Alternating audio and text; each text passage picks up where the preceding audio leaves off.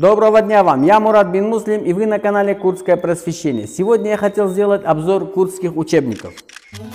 Вот такой учебник курдского языка для 4 класса был выпущен в Ереване в 1980 году издательством Луис.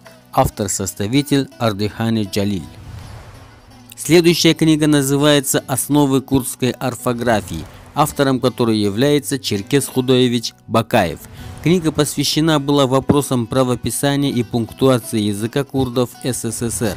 В ней даются рекомендации по улучшению орфографии, а также приводится словарь на 22 тысячи слов и образцы текстов с переводами на русский язык.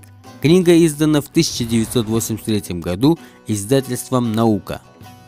Тем же издательством уже в 1985 году была издана книга «Сулейманский диалект курдского языка», автором которой является Зара Алиевна Юсупова.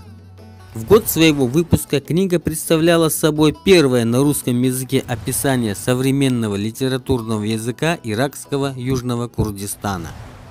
Она построена на обширном материале, включающем художественную и научную литературу, современную прессу, а также фольклорные тексты, изданные в Ираке. Следующая книга – это обычный учебник литературы 7-8 классов на курдском языке, выпущенный в 1985 году издательством Луис в городе Ереван. Тем же издательством в 1987 году был издан учебник курдского языка для 3 и 4 классов.